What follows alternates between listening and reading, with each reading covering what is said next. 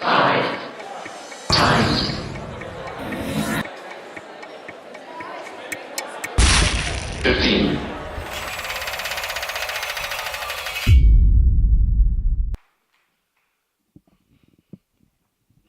I want to talk to you today.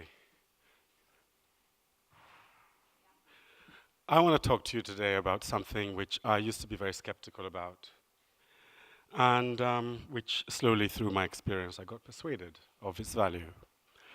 As a writer, I think those of you who know writers, we are profoundly solitary beings. We do our work in closed rooms. Sometimes, if you're very gregarious, like Hemingway, you might write in a cafe. You take your closed room with you, as it were. Um, and writing is very solitary, very inward. Um, and I've written, most of my writing life has been just that, just carrying my room with me, whether I'm in a plane, whether I'm traveling, or whether I'm with friends. Um, One writes, you write from that inward state, you write alone.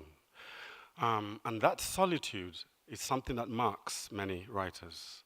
I think V.S. Naipaul famously spoke about the curse of the writer's condition, and he narrowed it down to one word: solitude. Another word for it is loneliness. You're at home, you have no company, except these creatures in your head. It's very easy to drift into semi-hallucinatory states. It's very easy to assume that, all you're doing in the world makes sense to you alone. It's very easy to become very solipsistic, to collapse on yourself. And you get many writers who their greatest fear is what they call writer's block, a kind of collapsing of the sensibility so that you're unable to create. That's not something I've ever really personally experienced, or if I have, I didn't notice. But over the years, I've come to develop another kind of parallel fascination with the creative process. And it can be summed up in one word, and that word is collaboration. Most of us writers are terrified of collaboration. The idea that someone can mess around with your text, can fiddle around with your story, can give alternative endings to your sonnets is really deeply scary, and actually is liable to arouse great anger in people. So the idea of the solitary writer and collaboration actually does not occur normally in the same sentence. But a couple of things happened to me over the last 10 years that made me actually begin to reevaluate the profound meaning and value of the word collaboration. The word collaboration itself comes from, as you know, co-laboring, working together towards an end which may be greater than both of you or all of you, or maybe an end which is actually just one of delight and play. I've come to think of collaboration as a kind of playfulness, as a kind of escape, as it were, from the tyranny of the prison cell that we carry around in us. And I looked up collaboration. The first time it came up that someone wanted to work with me, I looked it up just to see what its possibilities were, what it was suggesting. And none of the definitions of collaboration actually satisfied me. They all said a group of people working together towards some end. So if you take that philosophical idea in the widest possible sense, almost anything can become a form of collaboration. You could say that reality itself is a kind of collaboration, because if it were not for the meeting together and the working together of the different elements that make the world, well, the world as we see it would not exist. Perception, you could say, is a kind of collaboration, because if there were not a working together of our senses and our intelligence with what it is that we perceive, there would be no act of perception. But I began to think about this, and I began to realize that actually the history of civilization, to many degrees, is the story of collaborations. I think of the birth of great cities, how a city is a meeting of traders and carpenters and builders, market people, people who make food, who create food, who build roads, who build streets, who build walls. I begin to think of the history of civilization in terms of pyramids and temples and boats. And then I began to think of the value of collaboration in terms of culture. I began to think how Now we find ourselves in a stage where most nations are, certainly nations in the West, are drifting away from the idea of collaboration with neighbors, collaboration with other nations. It even begins to affect our perception of the idea of immigration. Because a resistance to immigration is, in a sense, a retreat away from the collaboration with other peoples, other races, other kinds of ways of seeing.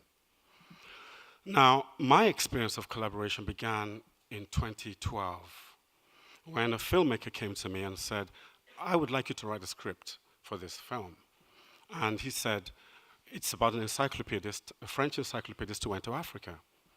I looked at the idea of it, looked at the encyclopedia, found it very terrifying, and I said, I think it's going to take you 7 years to make this film. I don't have the time for it. It was my way of backing out from the beautiful possibility of collaboration. He came back exactly 7 years later, and he said, you know what? I have actually made the film. All I want you to do is add your special element to it. What he'd done, he had gone to Africa, he had done all the visual elements, all the visual filming, and what he wanted me to do was to add some poetry to it. I lived with these images of his for about 6 months, and then I began to write these poems, and I thought that was the end of that process. A month later, he called me up and said, now, this is when we really start. I want you to come to the studio with me. So I'd sit with him in the studio with this screen in front, and we'd take these poems I'd written, and we'd shuffle them through the film. Where it suited the images, we'd use them. Where it didn't, he'd move the film around. And we did it together over a period of 3 months. And the process was so strange and so profound that what he had shot had got totally changed by the end of it, and what I'd written had been totally destroyed and rearranged by the end of it. In short, what I'm trying to say is that by the end of that process, we had all been entangled. We had all exchanged places. I had become, in many ways, the European filmmaker, and he'd become the African poet. But that's not the first of my great experiences with collaboration. And as I began to look into it, I began to think to myself, what is the real value of collaboration? And I'm going to share some of my ideas of collaboration with you.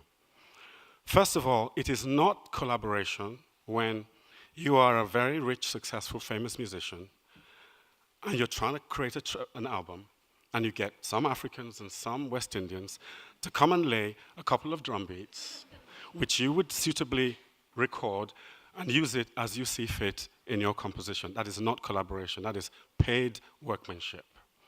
It is not collaboration if you're powerful and you have people to come, add their voice to whatever it is you're doing, and at the end of it, you get to choose and shape how that works out. In other words, it's final harmony. It is not collaboration if 3 friends, and this is a real thing that happened to me, 3 friends get together to paint together on the floor of a studio, and one of them paints, and the other one paints out what the other one has painted, and the third one paints out what the other 2 have painted. That's not collaboration. So for me, what are the ground rules of collaboration? 1, surrender. Surrender is very difficult for us, for most of us. The idea of surrendering your intelligence, your personality, your sense of taste, your understanding of your craft, your position, your power, whatever that is, the thought of surrendering that is terrifying. 2, respect. If you don't respect the people that you're working with, even if they know less than you do in terms of the area in which you're working, if you do not respect them, there is no point collaborating. 3, emptiness.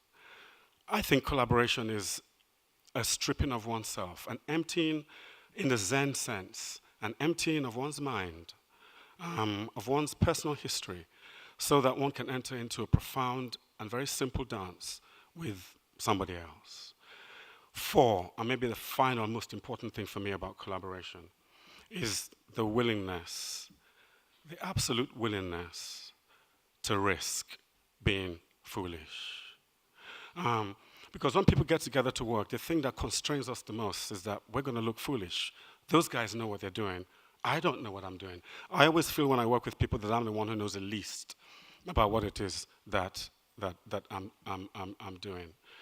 And the ability, the willingness to risk foolishness, I think is what I learned the most from collaboration. The willingness to be innocent, to be silly, to make mistakes, to do something which does not mean anything to those who you're working with.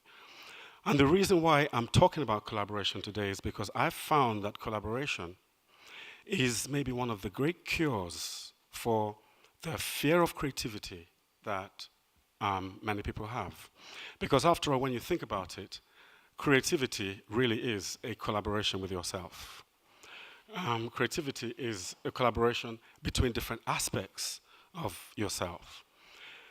And if you can't work with somebody else, then it is certainly true that you cannot work with unexpected and unknown aspects of yourself. And there is no genuine creativity where there does not come into play the unknown aspect of yourself. When people get together to collaborate, at first they bring what they know and what they are. They bring their certainties, they bring their strengths, they bring their long experience, their private tradition, as it were. But very quickly, if it is a true embrace, if it's a true dance, very quickly, the things that you bring, your strengths and your great knowledge, they are the things that are of the least value in that encounter. And what starts to happen further along the line is that actually we begin to discover in ourselves, in our dance with the other, the unknown aspects of ourselves. My most recent book, which is called The Magic Lamp, Dreams of Our Age, came about from such a process. It began with the paintings of Rosemary Clunie. How can I get this thing to work? I can't. How do I? This is a kind of collaboration going on here, by the way. Good. Okay, thank you. It came about from the paintings of Rosemary Clunie that I'd known for many years. I'd lived with her paintings. I met her and I got to know her paintings. And I said, can I just take a painting of yours and live with it for a long time? And I'd live with them, sometimes for 6 months, sometimes for a year. And as time went past, I found that from each of the paintings, a story began to emerge. These paintings altogether took her about 10 years to paint. So I'd live with one of the paintings, and one day when it occurred to me, when I felt like it, when the painting sprang something forth in me, I'd write a story. I did this over a period of 5 years. I'd write a story, I'd put it in a box, and after about 5 years, I realized that I'd written 25 of these stories to 25 of her paintings. The thing I found very valuable about the collaboration with her work was the empty spaces that she leaves. For me, that's a symbol of the space for the imagination to leap into. I find I couldn't do work like this with paintings that are overcrowded, overpainted. I certainly couldn't do it with a Da Vinci or even a Picasso. So I piled them up and rewrote them, and it became this book. And I discovered something very strange in the process of rewriting. And this is what I discovered, that actually in working like this with her paintings, I found I was writing in a way that I'd never written before. I found a new aspect of my own writing. I found a new way of dreaming. I found a new way of responding to the world. I think we need collaboration now more than ever. I think our nations are imploding. I think walls are becoming the metaphors of our time. I think not letting people in is becoming a metaphor of our time. Collaboration is about letting others in. It's about letting ideas in. It's about letting possibilities in. But it's also about sharing, about vulnerability, and ultimately about playfulness. So the last thing I want to say to you is, if you're a great solitary, if you carry your rooms around with you, go collaborate. Thank you.